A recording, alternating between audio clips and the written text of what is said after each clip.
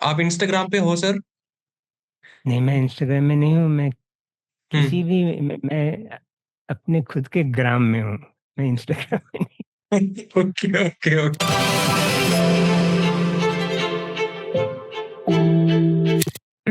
Hi sir, how are you doing? I am well. Can you hear me? Yes, I can hear you good.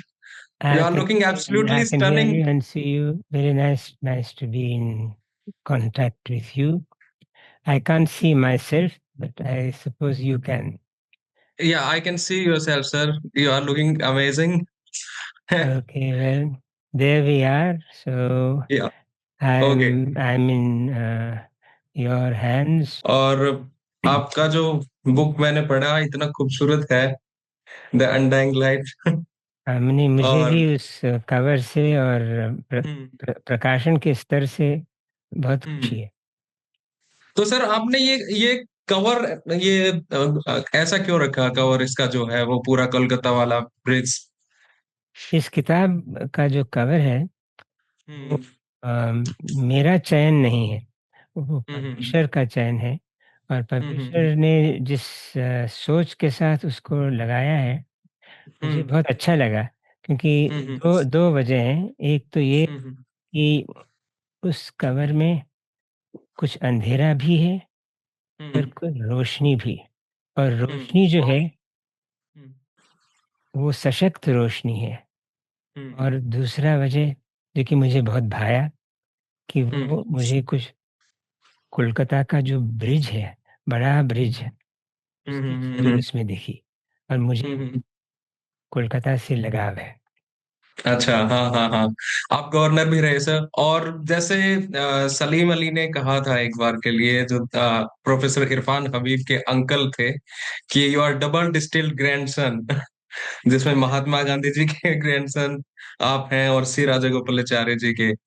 तो ये इन दोनों ने इन दोनों की ideology ने, सोच ने और विजन ने आपको कैसे शेप किया सर, अगर स्टार्टिंग से हम बात करें तो? मैं सच कहूँ तो मुझे इन दोनों का प्रभाव गौण रूप से मिला है। हम्म मैंने कोशिश नहीं करी कि मैं उनके प्रभाव में आऊँ। उन्होंने हम्म जो कहा, जो लिखा, वो मैंने हम्म औरों के जैसे ही सुना और पढ़ा। और उनका प्रभाव मुझ पर आया, वो स्वाभाविक है। और मेरी पीढ़ी पर उनका मेरी पीढ़ी पर जो उनका प्रभाव है वही मुझ पर भी आया। और ये कहते हुए मुझे ये भी कहना चाहिए कि वो दोनों जो व्यक्ति थे असाधारण व्यक्ति थे। लेकिन वो लोग जो व्यक्ति थे वो ह्यूमन बीइंग्स भी थे। और हम्म मैं उनको कभी भी इस नज़र से नहीं देख रहा आया कि वो ऐसे व्यक्ति हैं जिनसे कभी कोई गलती न हो। ओके। सबों जैसे उनकी सोच में, उनके विचार में, उनके कथन में, उनके काम में ऐसा हम्म भी कुछ हो सकता था जो कि गलत कहा जा सकता है। जो कि हम्म कहा जा सकता है कि ऐसा उन्होंने किया वो ठीक नहीं था। और उनके विचार से मेरी हर बात में सहमति है, ऐसा भी नहीं है। ओके। तो सर इसी के साथ में, जैसे आप 2.5 साल के थे जब असैसिनेट हुआ महात्मा गांधी का, तो क्या कुछ मेमोरीज आपकी हैं, और आपको कब रियलाइज हुआ कि कब आप उनके परिवार में पैदा हुए हो? ये एक जो गांधी लिनेज जो थी। आदित्य, ऐसा है कि आप जिस किताब को लेकर मेरे साथ चर्चा कर रहे हैं, हम्म उसमें इस मेमोरी का पूरा बयान है। हम्म और मैं यही कहूँगा कि उस पर मैं ज़्यादा ज़ोर नहीं देना चाहता, क्योंकि हम्म ये जो पुस्तक है वो हम्म मेरी मेमोरीज़ से ही नहीं जुड़ी है, बल्कि वो स्वतंत्र भारत के इतिहास से जुड़ी हुई हैं। उस दुखद घटना का मुझे स्मरण नहीं है, क्योंकि मैं 2.5 वर्ष का था। मैंने जो सुना औरों से वही मैं हम्म जानता हूँ। तो सर आपने जो स्टार्टिंग में जो पेज में लिखा है, जो प्रिल्यूड है, और उसमें आपने अपने भाई का जिक्र किया है, जिसमें आप पिलानी की जर्नी का जिक्र करते हैं और ट्रेन की जर्नी का, और उसमें एक बड़ी इंटरेस्टिंगली लोहारू एक स्टेशन आता है जहां से वो बोर्ड करते थे। तो लोहारू मेरा होम टाउन है एक्चुअली में। अरे वाह! लोहारू। हाँ। अच्छा। तो मेरे को ये लगा कि यार ये तो कितनी अपनी है, और कितना मतलब कनेक्टेड है, इससे मैं कनेक्ट कर पा रहा हूँ। और उसी कनेक्शन को आपने उससे जस्ट एक पेज पहले लिखा कि मैं उसको अगर रिसाइट करूं कि why do I feel absolutely घर जैसा at home here and totally बाहर का there within the same country, my India. Why do I, in some places, feel so alag sa that children may stare at me and street dogs snarl? Not Indian should in India have to feel funny, bizarre, weird, unknown, alien, but Indians, many of us, many of them do. You and I belong to a majority of some kind. In one place can become in a moment one of a minority another. India is about A majority of minorities. तो ये खूबसूरती जो है इसके बारे में थोड़ा बताइए सर। भारत से, हिंदुस्तान से, इंडिया से मेरा आपका स्वाभाविक लगाव है। पर हम जिसे देश कहते हैं, वो देश जो है, वो हम जहाँ भी होते हैं, वहाँ हमारे साथ रहता है। अगर हम हम्म। विलायत में हों, तो हमारा देश भी हमारे साथ रहता है, बल्कि हम उस देश में जहाँ हम हैं, वहाँ हमारा खुद का देश, हमारे दिल का जो देश है, वो हम्म। और भी करीब हो जाता है। और यस। हिंदुस्तान में और भारत में हम जहाँ भी हैं, वहाँ जो हम्म। हमारा देश है, वो रिपब्लिक ऑफ इंडिया तो है ही, पर उसके साथ एक रिपब्लिक ऑफ द हार्ट भी है। हमारा हम्म। हार्ट जहाँ है, वो भी एक गणराज्य है, वो भी हम्म। एक समाज है जो कि हमें अपनी तरफ खींचता है। और जो फ़िल्म हम्म। का जो एक बड़ा गाना है, आई चिट्ठी आई है, वतन की मिट्टी आई है, तो उसमें जो वतन है, अगर हम देश से बाहर हों, तो वतन हमारा भारत है, हमारा हिंदुस्तान है। अगर हम हम्म। हिंदुस्तान के अंदर हों, तो हिंदुस्तान का हम्म। तो है ही है, और उस जगह का भी हम्म। है, जहाँ हमें हम्म। जिससे हमें लगाव है। और एक और फ़िल्म सॉन्ग बताऊँ, मन्ना डे ने गाया है। हम्म। मन्ना डे ने काबुलीवाला में गाया है, जिस जगह पैदा हुए, उसी जगह मिट मिट निकलेगा दम। तो जहाँ पैदा हुए वो भारत भी है, और वो भी है जिस गाँव में हम हैं, जिस नगर में हम हैं। और हमारी भाषा जो है, हमारी भाषा, वो भी अपने में एक अपना देश है, जो कि भारत से जुड़ी हुई है, दिल से भी जुड़ी हुई है। और ऐसा हो सकता है कि हमारा जो निजी देश है, हमारा जो निजत्व है, हमारे भारत के अंदर भी किसी ऐसी जगह में हो सकता है, जहाँ हम अपनापन, एक अकेलापन भी महसूस करें। अकेला हम कभी-कभी भीड़ में भी अकेलापन महसूस कर सकते हैं।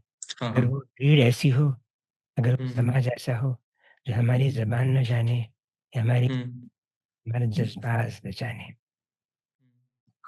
सर आपने एक जगह ये भी लिखा है कि वी आर अनइजी प्लूरैलिटी। तो इतनी प्लूरैलिटीज हमारे पास हमारे देश में है, इतनी विभिन्नताएं हैं, पर फिर भी सर अगर हम आजकल का माहौल देखते हैं तो उसमें एक मेजोरिटेरियन चीज को और एक ही तरीके की चीज के ऊपर ज्यादा बल दिया जाता है कि एक ही तरीके के कलर्स हो, एक ही तरीके का सब कुछ हो, जो आपने एपिलॉग में भी लिखा है, तो उसके ऊपर आप क्या कहेंगे? इज़्म जो होता है ना, इज़्म, आईएसएम, वो अपने में एक अजीब चीज़ है। मैं इज़्मों से घबरा जाता हूँ, विचार से नहीं। विचारधारा से कभी-कभी मैं घबरा जाता हूँ, क्योंकि विचारधारा जो होती है, वो आदमी आदमी के निजत्व को अपना बना देती है। और मैं एक ही इज़्म में श्रद्धा रखता हूँ, और वो इज़्म है इंडिविजुअलिज़्म। मैं भारतीय हूँ, मैं हिंदुस्तानी हूँ, मैं इंडियन हूँ, पर मैं खुद भी हूँ।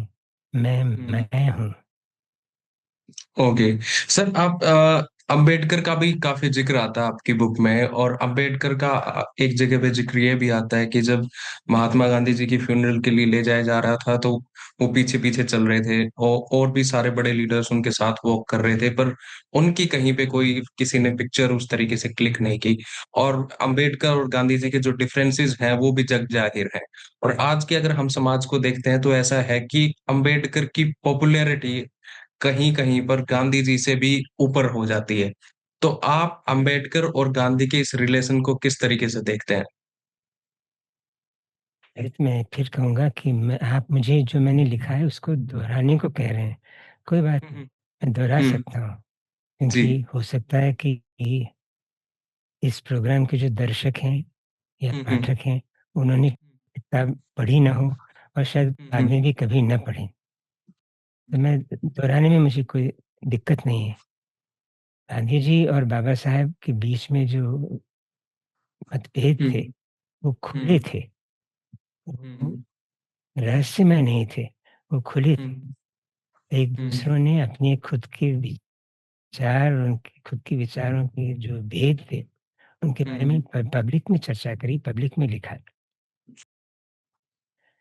लेकिन समय जो होता है, समय जो होता है, उसमें एक ऐसी शक्ति है, जो कि हुँ, घावों को भर देती है और ऐसी भी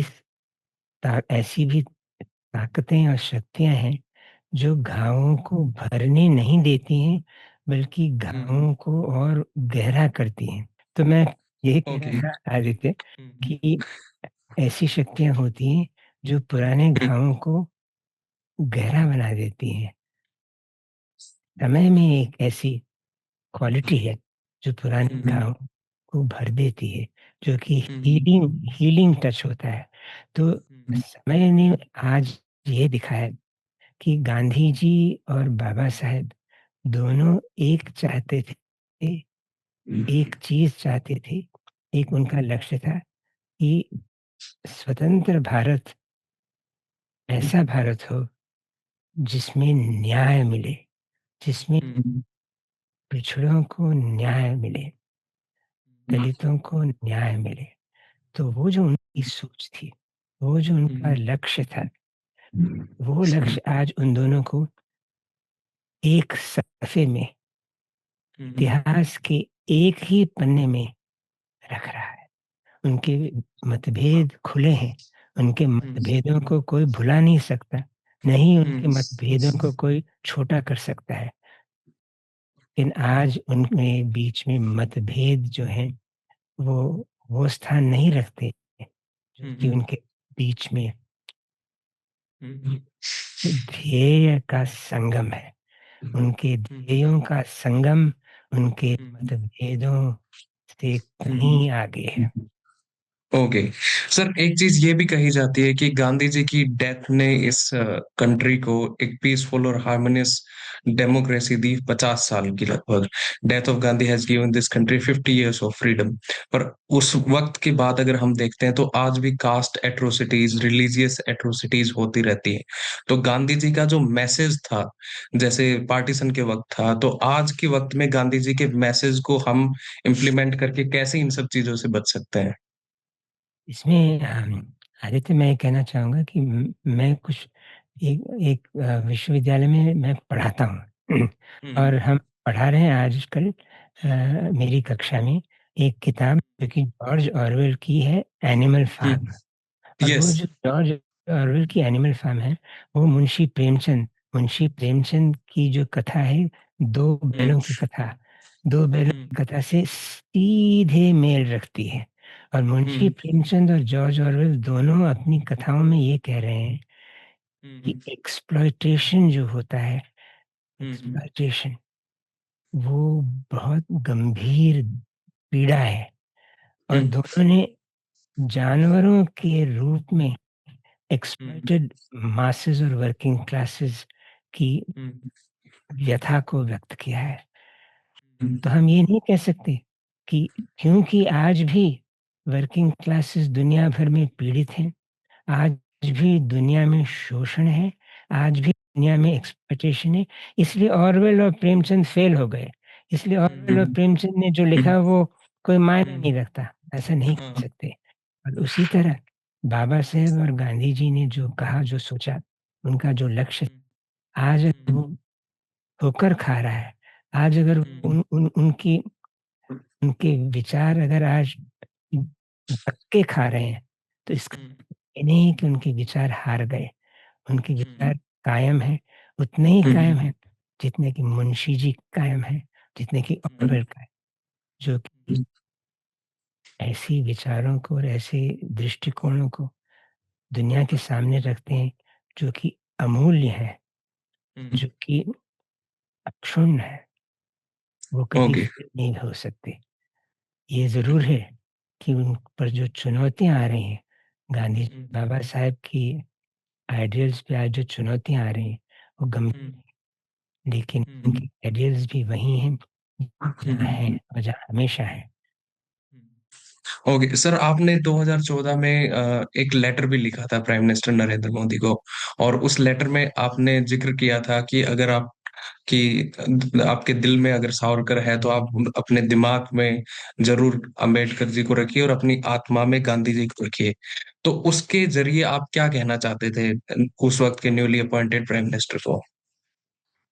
तो मैंने जो उसमें लिखा, मुझे उस पर विश्वास है कि हमारे हुँ, प्रधानमंत्री जी ने शायद सोचा भी होगा, और मैं हुँ, जानता हूँ कि उनके विचार में गांधी जी और बाबा साहेब एक हुँ, स्थान रखते हैं।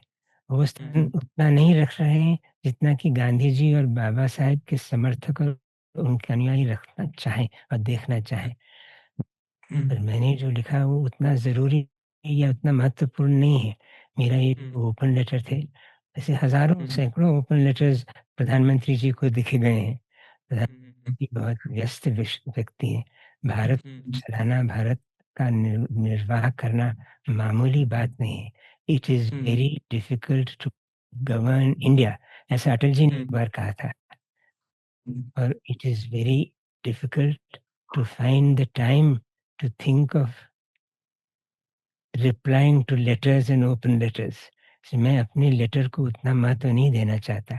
मैं सिर्फ़ हुँ, यही कहूँगा कि मेरी आशा है, मेरा विश्वास है, मेरी प्रार्थना है कि जो भी राष्ट्रपति बनता है, प्रधानमंत्री बनता है, मुख्यमंत्री हुँ, बनता है, गवर्नर बनता है, उनके हुँ, खुद के विचार जो भी हों, उनकी खुद की हुँ, विचारधाराएँ जो भी हों, वो उस हुँ, पद पर आने के बाद हुँ, उनकी सोच पे एक ऐसी गहराई और चौड़ाई लाएँ, हुँ, जो कि अपने खुद के पार्टी एफ़िलिएशन से ऊपर हों, अपने हुँ, खुद के हुँ, समाज से उठकर हुँ, एक व्यापक समाज को समर्पित हुँ। हो जाएँ।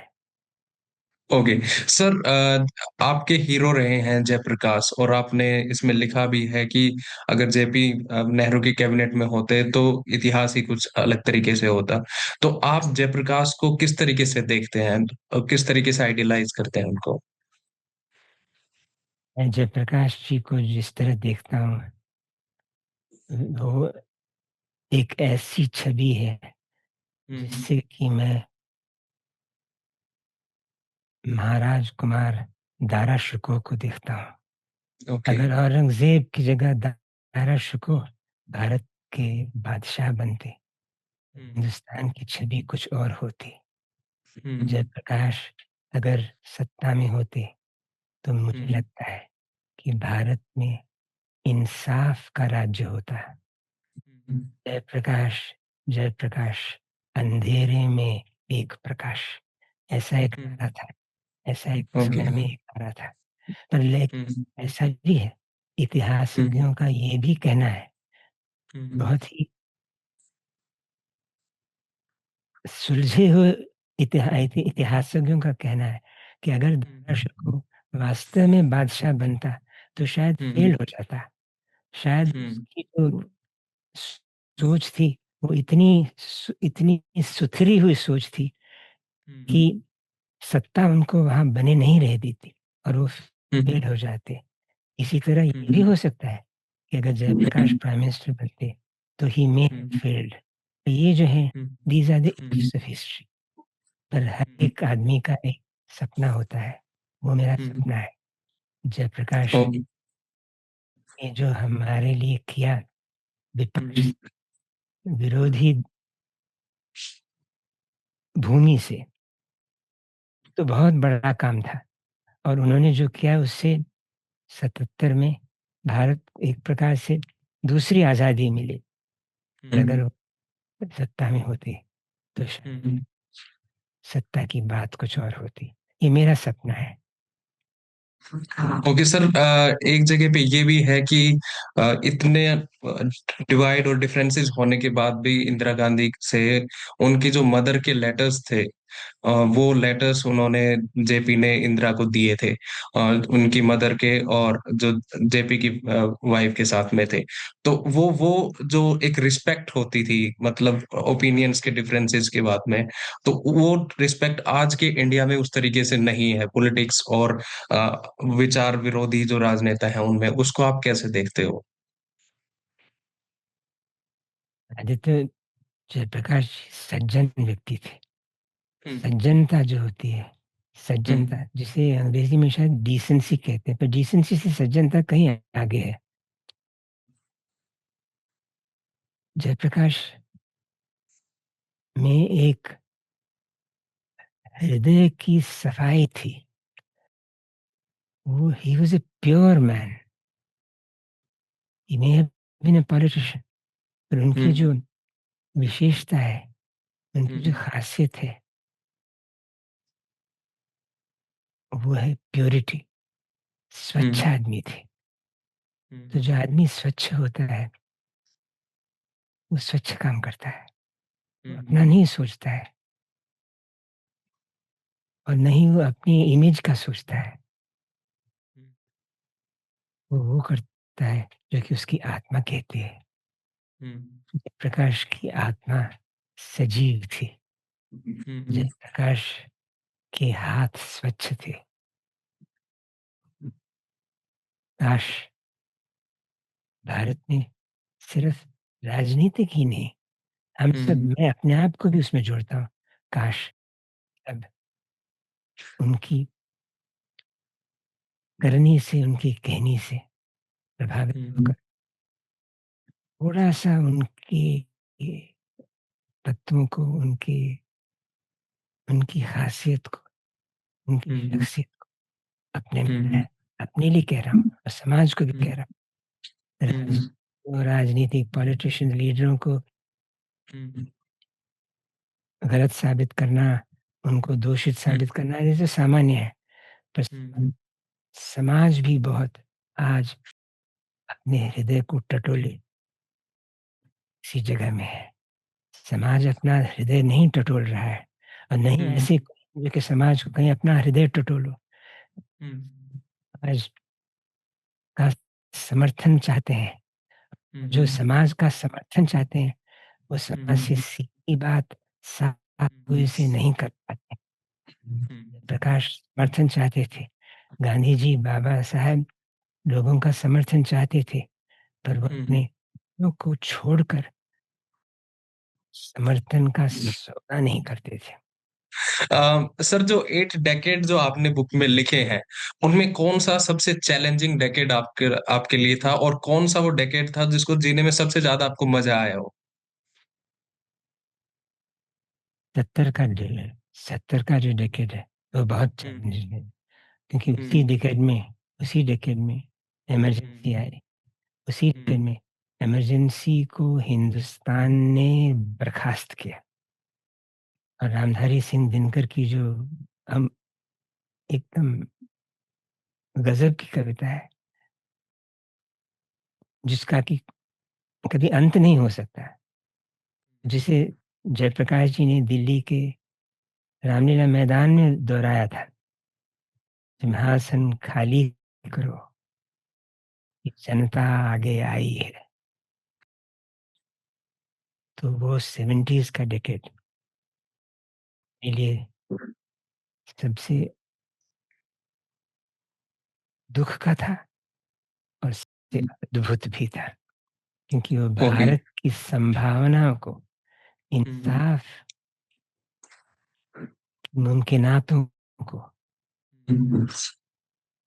ओके। और उसमें सब सर, जब आपने जॉब अपनी स्टार्ट की और जब आप प्रोबेशनर पीरियड पे थे, तो जब आप कोलकाता जा रहे थे, और उसका एक बड़ा खूबसूरत किस्सा है जो आपके ग्रैंड फादर थे श्री राजगोपालाचारी जी ने जो एक लेटर लिखा था तब के गवर्नर को, वेस्ट बंगाल को, कि आपको वेलकम करने के लिए, उसके बारे में प्लीज आप थोड़ा सा बताएं। मैं इसके बारे में क्या बताऊं आदित्य, आपने तो पढ़ा हुआ है। मैं यही कहना चाहता हूँ कि हर एक इंसान इंसान हम्म। होता है, ये मैंने पहले भी कहा था। आदमी चाहे प्रेसिडेंट हो, गवर्नर हो, वो कहीं न हम्म। कहीं एक इंसान भी रहता है। और हम्म। फॉर्मर प्रेसिडेंट और फॉर्मर गवर्नर में भी वही है इंसान जो रहता है, जो कि तब उनके अंदर था जब वो प्रेसिडेंट और गवर्नर थे। तो जब राजा जी रिटायर हो चुके थे, काफ़ी उनकी हम्म। अवस्था हो गई थी, पर उनमें फिर भी एक नाना जीवित था। और वो हम्म। नाना जो था वो उनके सक्सेसर गवर्नर को ये कहे बगैर न रह सका, मेरा पोता आ रहा है, उसको हम्म। आप राजभवन में रहने के लिए आमंत्रित करें। उन्होंने हम्म। ये लिखा और तब के राज्यपाल धर्मवीर जी ने उसको बड़ी सीरियसली लिया और हम्म। कहा चाहा कि मैं, जो कि तब एक अपने आईएएस प्रोबेशनर्स के साथ वहाँ भारत दर्शन हम्म। में जा रहा, कि मुझे बुलाया हम्म। राजभवन में। तो मुझे हम्म। लगा कि मैं जाऊँ तो वो बेहद बहुधा बात होगी। अपने हम्म। साथियों को छोड़कर मैं सिर्फ राजभवन में जाके रहूँ, क्योंकि मैं राजा जी का पोता हूँ, ये बात हम्म। बिल्कुल गलत है। तो मैंने कहा कि माफ़ करिए, मैं नहीं रह सकूँगा। बस यही है। इसमें इस घटना में राजा हम्म। जी का नानात्व नानात्व दिखता है, और धर्मवीरा जी की मेज़बानी दिखती है। और इससे ज़्यादा मैं और क्या कहूँ? ओके। सर, मनमोहन सिंह जी के बारे में आपने कहा था कि वो लास्ट स्टेट्समैन थे, और उसके साथ साथ में मनमोहन सिंह जी जब बंगाल आए थे तो उन्होंने आपसे एक ओपिनियन भी लिया था। तो मनमोहन सिंह जी की पर्सनैलिटी को आप किस तरीके से देखते हैं? मनमोहन सिंह जी में जो बात थी, जो कि मनमोहन सिंह जी को मनमोहन सिंह बताते थे, उसको हम्म। कह सकते हैं शराफ़त। शराफ़त का अंग्रेज़ी शब्द होगा कोई, मैं हम्म। उसे आज याद नहीं कर सकता। उनमें हम्म। शराफ़त थी, और हम्म। उन्होंने ये दिखाया कि सियासत में शराफ़त का स्थान है, और शराफ़त जो है, वो हम्म। सियासत में रह सकती है, हम्म। सियासत को आगे बढ़ा सकती है।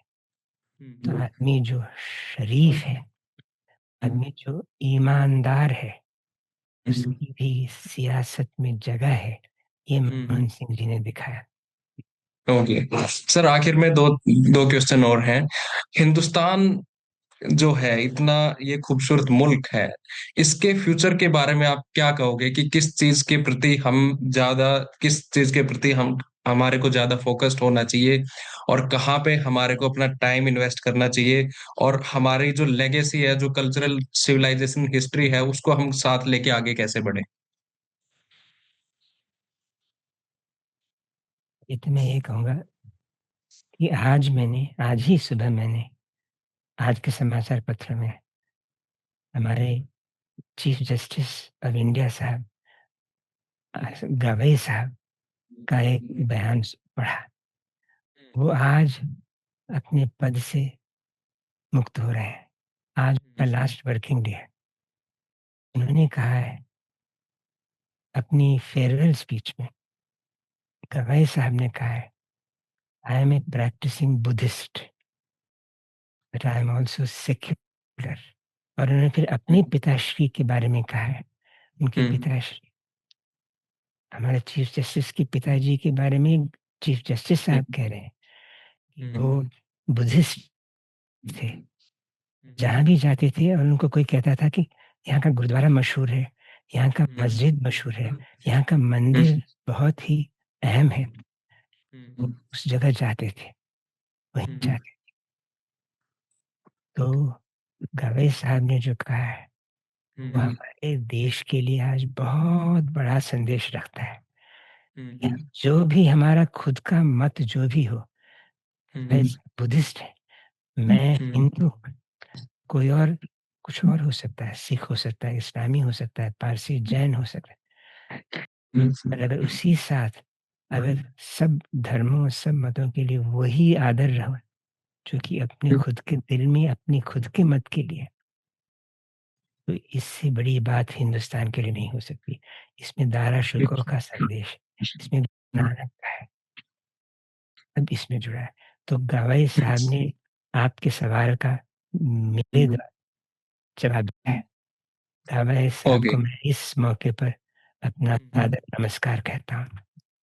ओके। सर मैं हमारे जैसे रीडर्स के लिए पूछना चाहता हूँ और यंग लोगों के लिए भी पूछना चाहता हूँ कि आपकी फ़ेवरेट 5 किताबें कौन-सी हैं? चाहे वो लिटरेचर से हो, हिस्ट्री से हो। तो आदित्य आपने अच्छा सवाल पूछा है। तो इसका हुँ। जवाब मैं अमर्त्य बाबू जो हैं अमर्त्य सेन, जी, जी, जी। हमारे बहुत ही बहुत ही रिस्पेक्टेड इकोनॉमिस्ट और नोबेल लॉरेट, उनसे एक बार पूछा गया कि आपकी फ़ेवरेट बुक क्या है? मेरे सामने सवाल एक बालिका ने पूछा उनको, तो मेरे हुँ, सामने उनका जो जवाब आया मैं कभी भूल नहीं सकता, वही जवाब मैं अपना जवाब बना के आदित्य आपको कह रहा हूँ। ओके, अमर्त्य बाबू ने कहा, "I have no favourite book. If I have a favorite book, it can become a favored book and okay, I can make it compulsory for everybody. That is wrong. I have okay. many favorite books. I like hmm, Tagore, I like hmm, Kalidas, I like hmm, Shakespeare, I like hmm, Milton. Hmm, Many favorite books. I have hmm, one favorite book or like having favorite hmm, book, which is hmm, not a good thing to have. तो मैं यही कहूँगा कि मैं हुँ, ऐसी 5 किताबों को कहूँ कि मेरी फ़ेवरेट बुक्स हैं, तो उसका एक गलत असर भी पड़ सकता है। मैं ये हुँ, कहूँगा कि मेरी 5 जो या 5 या 50 या 1 या 2 फ़ेवरेट बुक्स हैं, वो हुँ, मेरी फ़ेवरेट बुक्स हैं और मुझे मेरी फ़ेवरेट बुक्स मेरी और उस बुक के बीच में जो रिलेशनशिप है, हुँ। उसको वहीं रहने देना चाहिए। मेरे को गुरुदेव का आपने ज़िक्र किया टैगोर का, मैं एक बार दोबारा मेरा मन कर रहा है एक बार तितली पे दूसरे फूल पे जाने का, आई एम सो सॉरी। और मैं आपसे ये पूछना चाहता हूँ कि गुरुदेव पर का इसमें आपने कहा तो मैंने तितली से मुझे एक चीज़ और याद आ रही है, इसको तो आप हुँ, एडिट कर दीजिएगा आपका समय मैं नहीं लेना चाहता कि पर कितनी सुंदर एक एक और दूसरा सुंदर उस फ़िल्म का गाना है, हुँ, बचपन, बचपन, उड़ती तितली बन, उड़ती हुँ। उड़ती तितली बन बचपन। क्या बात सर, क्या बात! इसको मैं बिल्कुल एडिट नहीं करूँगा, इसको पक्का रखूँगा। ये इतना खूबसूरत था सर। तो सर मैं ये पूछना चाह रहा हूँ कि गुरुदेव का गांधी जी पे क्या प्रभाव था? क्योंकि उनकी एक बुक जो है, जो आपस में जो लेटर्स जो हैं जिसमें महात्मा ने गुरुदेव को लेटर्स लिखे थे, गुरुदेव ने महात्मा को लेटर्स लिखे थे, वो मैंने पढ़े हैं। तो उसमें भारी डिफरेंसेस भी है और एक बहुत भारी रिस्पेक्ट भी है एक-दूसरे के लिए। तो उनके रिलेशन को आप कैसे देखते हैं और गुरुदेव के प्रभाव को कैसे देखते हैं गांधी जी पे? गुरुदेव जो टाइटल है या जिससे गुरुदेव को संबोधित किया जाता है, वो काफ़ी समय से गुरुदेव को मिल चुका था, पर उसको गांधी जी ने प्रचलित किया। गांधी जी हुँ, उनको गुरुदेव कहते थे, ये जब औरों ने सुना और देखा और पढ़ा, तो और लोग भी बंगाल के बाहर गुरुदेव को गुरुदेव कहने लगे। हुँ, बंगाल में हुँ, तो गुरुदेव कहते ही थे, पर बाहर भी। और उसी हुँ, तरह जो महात्मा का जो विशेषण है, वो हुँ, गांधी जी को पहले दक्षिण अफ्रीका में मिल चुका था। हुँ, कुछ लोगों ने उनको महात्मा पहले भी कह दिया था और महात्मा हुँ, भारत में औरों को भी कहा गया है। जैसे कि हुँ, महात्मा फूले, महात्मा कहा हुँ, गया है। लेकिन जब गुरुदेव ने गांधी जी को महात्मा कहा, तब औरों ने हुँ, भारी संख्या में गांधी जी को हुँ, महात्मा कहना शुरू किया। तो उनके हुँ, बीच में आदर था, लेकिन हुँ, उनका जो आदर था, वो अंधा आदर नहीं था। उनके बीच में जो संबंध थे,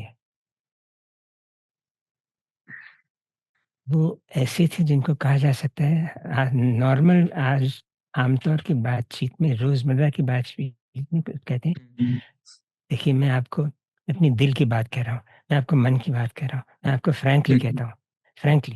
तो ये फ्रैंकली जो अंग्रेज़ी शब्द है सब हिंदुस्तानी सब समझ जाते हैं। मैं आपको हुँ, फ्रैंकली कहता हूँ। तो उनके बीच में एक फ्रैंकनेस थी। उनकी फ्रेंडशिप जो थी, it was a um, frank friendship और it was a honest respect. और हुँ, वही दोस्ती फ्रैंक होती है, हुँ, ये दोस्ती कायम होती है, जो कि फ्रैंक हुँ, होती है। के बीच में सबसे बड़ा एक ए जो एक म्यूचुअलिटी जो एक पारस्पर्य था, वो ये हुँ, था,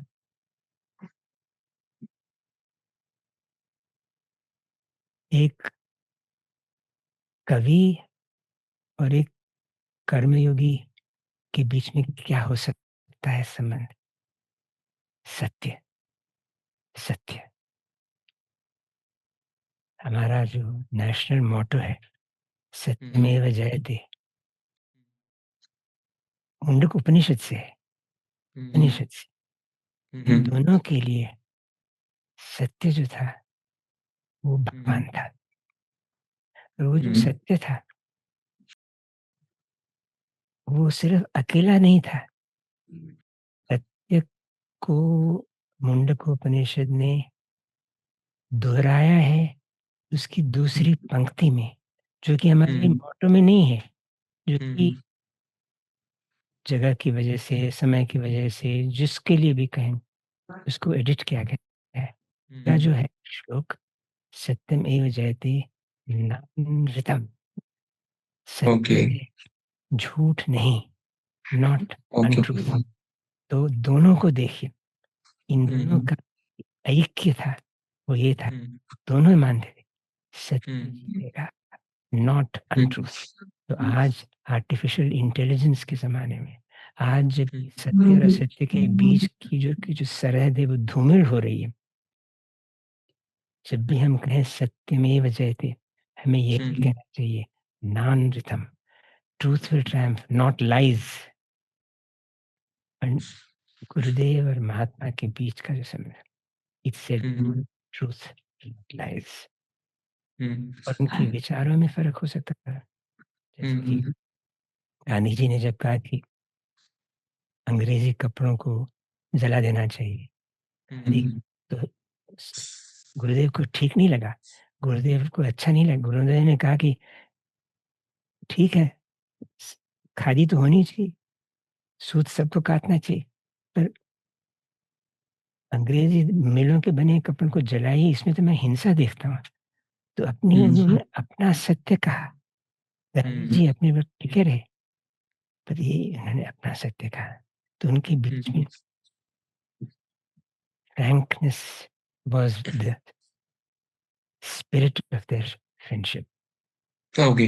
सर एक नेशनलिज़्म का भी उसमें डिबेट है उन लेटर्स में और उस उन लेटर्स में जैसे टैगोर गुरुदेव कहते हैं कि नेशनलिज़्म इनह्यूमन बनाता है और वहीं गांधी जी कहते हैं कि हमारे को राष्ट्रवाद नेशनलिज़्म की ज़रूरत है हमारे को फ्रीडम मूवमेंट के लिए। तो आप उस चीज़ को कैसे देखते हो नेशनलिज़्म को इन दोनों के ओपिनियन के उस वक़्त के टाइम के हिसाब से? नेशनलिज्म जो होती है और पेट्रियटिज्म जो होती है, वो हुँ, बहुत बड़ी शक्ति है, बहुत बड़ी शक्ति है। हुँ, उसको हमें कभी छोड़ना नहीं चाहिए। Um, patriotism and nationalism are an extension of loyalty. जो हमें हुँ, अपने परिवार के लिए लॉयल्टी हुँ, होती है, वही हम अपने प्रदेश हुँ, के लिए, अपने देश के लिए हुँ, उसी को देखते हैं। इसलिए हुँ, उसको छोड़ना नहीं चाहिए। पर नेशनलिज्म को कभी संकीर्ण नहीं बनने देना चाहिए। अगर हम हुँ, अपने परिवार को चाहते हैं, अगर आपको अपने परिवार के साथ लगाव है और परिवार हुँ, के साथ हमें वफ़ाई है, तो हमें अपने परिवार में जो खामियाँ हैं, हुँ, जो उस परिवार से या खुद से, अपने से कोई गलती हो जाती है तो हुँ, उसको सुधारना चाहिए। उसी हुँ, तरह नेशनलिज़्म में ये भी एक भावना होनी चाहिए कि हम कभी हुँ, गलती कर सकते हैं। राइट हुँ, और wrong, my hmm, family first, ये गलत है। राइट हुँ, और रॉन्ग, माय फैमिली गलत है। राइट और हुँ, रॉन्ग, माय नेशन भी गलत है। हुँ, गलती हो सकती है किसी देश से, और उसको अगर हम सुधारने की ताकत रखें तो हुँ, नेशनलिज्म और दृढ़ बनाती है, कमज़ोर नहीं हुँ, कराती है। इसलिए वो नेशनलिज्म और पैट्रियटिज़्म हमें रखनी चाहिए, जो हमें अपने हुँ, परिवार के लिए, प्रेम के लिए, परिवार के प्रेम में होती है। वही हमें अपने परिवार पर गर्व होना चाहिए और अपने परिवार को हमेशा सत्य के मार्ग पर और खुद के खुद के जीवन को सत्य के मार्ग पर टिकाए रखना चाहिए। अगर हम ऐसा न करें तो हमारे अपने परिवार के प्रति श्रद्धा, हमारे अपने प्रति स्वदेश के प्रति श्रद्धा जो है कमज़ोर हो जाती है। आखिरी 2 सवाल 2 मिनट में कंप्लीट हो जाएँगे। जब सर आप साउथ अफ्रीका पहुँचे एम्बेसडर बन के वहाँ पे, हाई कमिश्नर, तो वहाँ पर आपका कैसे आपने क्या वो कनेक्शन कैसे फ़ील किया जो गांधी जी उस वक़्त वहाँ पे थे और गांधी जी का पूरा जर्नी ही वहाँ से स्टार्ट हुई थी। तो आप वहाँ पे जब साउथ अफ्रीका में जाते हो तो गांधी जी के प्रभाव को और लोगों ने किस तरीके से आपको कनेक्ट किया उन दोनों उस दौर से? मुझे इस बारे में ज़रा भी संदेह नहीं है कि अगर जब हुँ, मुझे साउथ अफ्रीका में हाई कमिश्नर बनकर जाने को कहा गया, जब मेरी हुँ, नियुक्ति हुई, तो इसीलिए हुई कि मैं गांधी हुँ, जी का पोता हूँ। मेरे से कहीं ज़्यादा काबिल लोग थे, जो कि एम्बेसडर, हुँ, हाई कमिश्नर बन के साउथ अफ्रीका जा सकते थे। मेरे से कहीं ज़्यादा काबिल, मेरे से कहीं ज़्यादा एक्सपीरियंस्ड, पर मुझे सिर्फ़ हुँ, गांधी जी के पोते होने की वजह से वहाँ हुँ, भेजा हुँ, गया। ये मैं जानता हूँ। मेरा और क्रेडेंशियल नहीं था। हुँ, मैं जब गया तो मुझे ये एक लग रहा था कि हुँ, मुझे एक ऐसा फ़ायदा मिल रहा है being a um, grandson of Gandhi ji, जो कि और को हुँ, नहीं मिलता। तो I was feeling a little self um, conscious about it. पर हुँ, जब मेरी पहली मुलाकात हुई प्रेसिडेंट नेल्सन मंडेला से, हुँ, तब जो एक औपचारिक क्रेडेंशियल सेरेमनी होती है, उसमें हुँ, मैंने नहीं, नेल्सन मंडेला साहब ने मुझे गांधी जी के ग्रैंडसन के नाते मुझे वेलकम किया। और मुझे ओह! यही भारत का एम्बेसडर, हाई कमिश्नर के गांधी जी के पोते होते। और हुँ, फिर हुँ, मुझे उन्होंने कहा, Gandhi told us in South Africa, he told us what disciplined mass action means। तो ये जो परिभाषा थी गांधी जी के काम के सत्य, हुँ, डिसिप्लिन्ड मास एक्शन, ये उनसे हुँ, मैंने सीखा। तो मैं गांधी हुँ, जी का संदेश क्या लेके जाता था? साउथ अफ्रीका ने हुँ, गांधी जी का संदेश समझाया कि गांधी हुँ, जी डिसिप्लिन्ड मास, डिसिप्लिन नहीं हो तो मास एक्शन हुँ, में कुछ नहीं, हुँ, और हुँ, मास नहीं हो तो डिसिप्लिन का क्या फ़ायदा? हुँ, डिसिप्लिन, ये सबक मुझे मंडेला साहब ने सिखाया। और एक और हुँ, बात बताऊँ, कुछ चुटकुला कह सकते हैं। एक बार मुझे मंडेला ने कहा, "Gopal, your father was born in South Africa. You could hmm. have been South Africa's High Commissioner to India, not India's High Commissioner." Okay, okay, okay. Sir 2 minute शायद हो गए हैं और मैं अब आपको नहीं थकाना चाहता and thank you so much for your precious time and thank you so much for tolerating my chirping, my तितलीपन, all those naivness. But And but I thank you for your patience, and thank you hmm, for not minding my hmm, not at all, sir, not at all. And thank you so much, sir. Okay, bye.